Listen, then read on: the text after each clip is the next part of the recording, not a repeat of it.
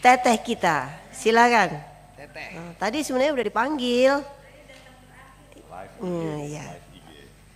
Jangan lupa. Assalamualaikum warahmatullahi wabarakatuh.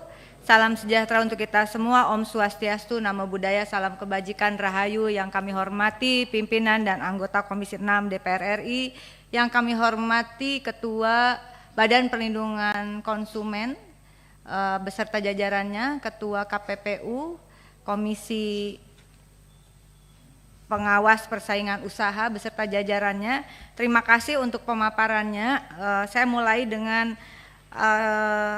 ingin mengusulkan juga kepada pimpinan dan anggota kiranya di dalam rapat internal terkait politik legislasi yang akan diusulkan di dalam program legislasi nasional 2024-2029 dan program legislasi nasional prioritas di tahun 2025, kiranya saya ingin kita mempertimbangkan perlunya revisi atas Undang-Undang Nomor 5 Tahun 1999 tentang larangan praktek monopoli dan persaingan usaha tidak sehat, dan Undang-Undang Nomor 8 Tahun 99 tentang perlindungan konsumen, karena kedua isu tersebut dalam analisis yang saya lakukan, produk hukum yang ada yaitu berupa undang-undang sudah harus diperbaiki karena situasi kondisi termasuk geopolitik dan geoekonomi yang juga mempengaruhi terhadap persaingan usaha dan kemudian juga perlindungan konsumen tentu telah berubah, sehingga dua revisi undang-undang tersebut saya berharap juga dapat diajukan oleh Komisi 6, tentu kita dalam koordinasi dan komunikasi dengan BPKN dan KPPU. Kedua, untuk perlindungan konsumen saya setuju saja kalau anggarannya ditambahkan, Pak, karena masalahnya juga besar, tadi sudah disampaikan oleh beberapa teman. Saya ingin fokus hari ini kepada Komisi Pengawas Persaingan Usaha, Bapak Ketua Komisioner. Semoga tidak ada keributan lagi seperti di akhir periode kemarin ya, Bapak enggan dalam tanda kutip untuk memberikan laporan hasil kajian kepada kami. Nah, namun demikian saya ingin mulai dengan para Bapak Ibu yang saya hormati. Telah terbit Peraturan Presiden Republik Indonesia Nomor 100 Tahun 2024 tentang Komisi Pengawas Persaingan Usaha yang ditetapkan di Jakarta 10 September 2024. Kenapa ini menjadi penting? Karena menurut saya sambil menunggu revisi Ibu Ketua, inilah landasan hukum kita bersama. Perpres ini memiliki kekuatan hukum yang mengikat bagi kita semua. Nomor 100 tahun 2024 tentang Komisi Pengawas Persaingan Usaha. Sebelum ke dalam substansi, saya ingin mengingatkan Bapak, kita juga ada Undang-Undang ASN yang baru ya, betul Pak ya, di mana pegawai non ASN atau honorer begitu, termasuk di KPPU, akhir masa jabatan status ini ada di bulan Desember 2024 pimpinan. Namun dalam pantauan saya tidak tahu sejauh mana para pimpinan di KPPU ini mengurus status pegawai KPPU yang 95%-nya non ASN. Total kurang lebih 411 pegawai kalau saya tidak salah. Bisa dibayangkan 95% non ASN, mohon dibantu Bapak. Tadi pemaparan yang luar biasa, tidak akan jalan kalau pegawainya ini kemudian statusnya tidak jelas di Desember. Mereka tidak akan bisa gajian tuh nanti bulan Desember. Waktu hanya 1 bulan loh Pak. Mohon bantuannya, dukungan dari Ketua KPPU dan pimpinan KPPU yang lain. Kok saya yang minta dukungan ya Pak ya. Nasib pegawai KPPU ini 95% non ASN ditentukan nanti Desember 2024. Bapak harus gercep Pak. Program tadi nggak bisa jalan kalau nggak ada pegawai, kan nggak mungkin pimpinan sendiri yang mengerjakan. Yang di belakang nggak ada yang setuju ya. Bisa nggak gajian pimpinan Desember, dan juga tidak ada konsekuensi dari kekuatan hukumnya mereka bekerja apa. Kemudian yang kedua, saya belum mendengar ini ya. Ini kan lagi rame nih soal importasi gula, Bapak. Giliran Starling, KPPU cepet banget langsung ya. Langsung respon yang kita kritik waktu itu Komisi 6. Tapi importasi gula, Bapak. KPPU pernah membuat position paper terhadap kebijakan dalam industri gula, tapi 2010. Oleh karena itu, isu yang sedang hangat sekarang ini, di mana posisi KPPU? Ya, karena importasi gula tersebut sebetulnya bukan hanya terjadi pada masa pemerintahan, pada masa kepemimpinan Menteri Perdagangan yang bernama Tom Lembong, begitu. Saya minta data, dan saya minta kajian. Pimpinan mudah-mudahan bisa, karena ini akan membuka ruang kita untuk meminta KPPU melakukan tugasnya, begitu. Saya senang keluar Perpres ini. Bapak silahkan dibaca di pasal 2-nya, huruf G, tugas komisi atau KPPU mempunyai tugas memberikan laporan secara berkala atas hasil kerja komisi kepada Presiden dan DPR, Dewan Perwakilan Rakyat. Jadi mohon maaf Pak Ketua, tidak lagi bisa berargumentasi laporan kami hanya untuk Presiden. Tapi sekarang kita Komisi 6 mudah-mudahan masuk, terima kasih kalau masuk di dalam kesimpulan rapat. Tapi kita tidak ingin ini nuansanya jadi orang menuduh bahwa ada politisasi di dalam kasus yang sedang heboh ini, begitu.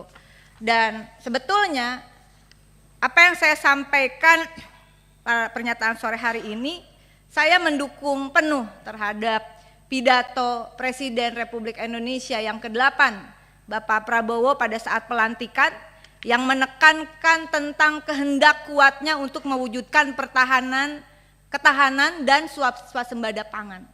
Ketahanan pangan, swasembada pangan, apalagi mencapai kedaulatan pangan, tidak mungkin kalau mafia pangannya tidak diberantas.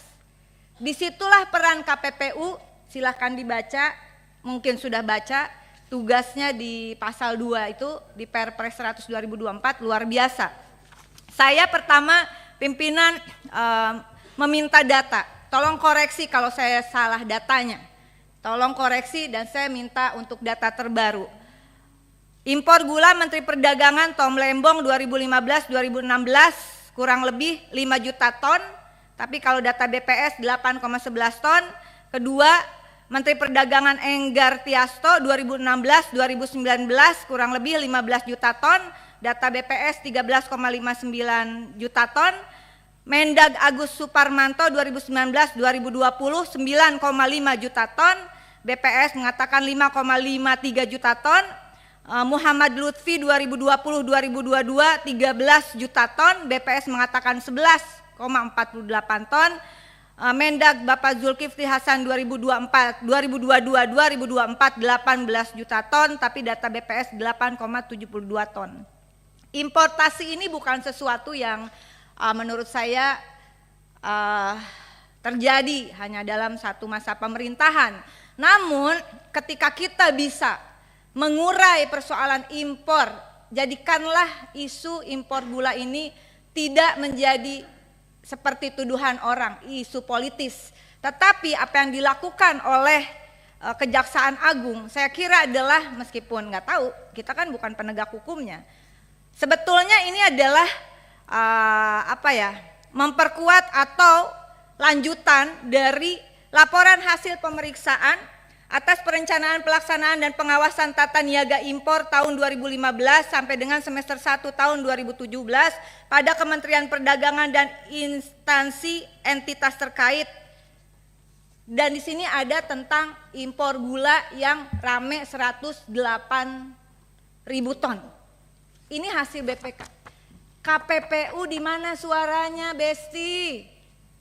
Ayo dong bersuara. Dan kita meminta kajian. Kalau kami DPR-nya memberikan dukungan kepada Presiden untuk mewujudkan ketahanan, kedaulatan dan swasembada pangan yang targetnya itu luar biasa, Bapak. 4 sampai 5 tahun itu harus sudah tercapai. Swasembada pangan itu bercirikan impornya makin berkurang. Impor hanya untuk pangan yang tidak ada di tanah air. Yang kedua, produksi pangan untuk memenuhi kebutuhan, self sufficiency, self supporting itu dilakukan di dalam negeri. Yang ketiga, daya beli masyarakatnya yang baik begitu.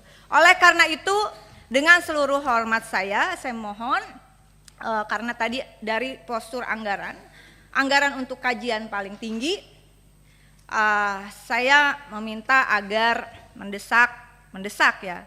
Nggak ada suaranya, ini lagi penting loh Pak, karena habis ini juga ada, apakah kita akan tergantung terus pada impor, betulkah kita membutuhkan impor? Oleh karena itu kajian yang dimaksud saya minta juga dengan analisis hukumnya, terutama Undang-Undang Nomor 18 Tahun 2012 tentang pangan, pasal 36 ayat 1, impor pangan hanya dapat dilakukan apabila produksi pangan dalam negeri tidak mencukupi dan atau tidak dapat diproduksi di dalam negeri. Kedua, impor pangan pokok hanya dapat dilakukan apabila produksi pangan dalam negeri dan cadangan pangan nasional tidak mencukupi. Ketiga, kecukupan produksi pangan pokok dalam negeri dan cadangan pangan pemerintah ditetapkan oleh menteri atau lembaga pemerintah yang mempunyai tugas melaksanakan tugas pemerintahan di bidang pangan. Konsideran hukum menimbang yang menurut saya juga penting menjadi acuan KPPU adalah Undang-Undang Nomor 19 Tahun 2013 tentang Perlindungan dan Pemberdayaan Petani dan Undang-Undang Nomor 30 Tahun 2014 tentang Administrasi Pemerintahan, sekaligus ada kajian terhadap berbagai peraturan Menteri Perdagangan tentang ketentuan impor, termasuk di dalamnya ketentuan impor gula.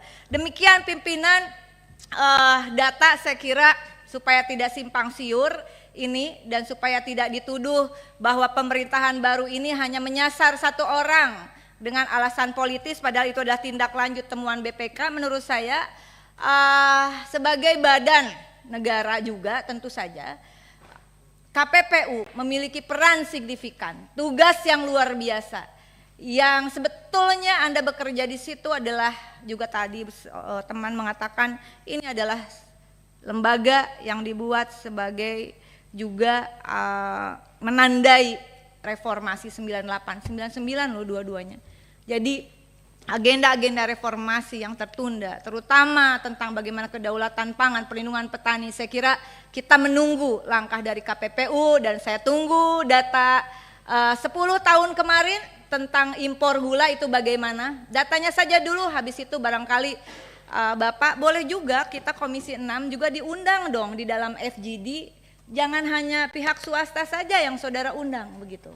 Undanglah kami sebagai mitra supaya FGD itu Pak Andre ini banyak sekali materinya yang bisa juga di-share pada saat FGD. Ada keseimbangan ini yang diundang KPPU bukan hanya entitas badan usaha tetapi juga Komisi 6 sehingga apa yang dari FGD itu bisa kita juga lanjutkan di dalam pembahasan Komisi 6. Demikian, mohon maaf kalau terlalu panjang. Terima kasih. Wallahul muwaffiq ila aqwamit thoriq. Wassalamualaikum warahmatullahi wabarakatuh. Waalaikumsalam. Terima kasih.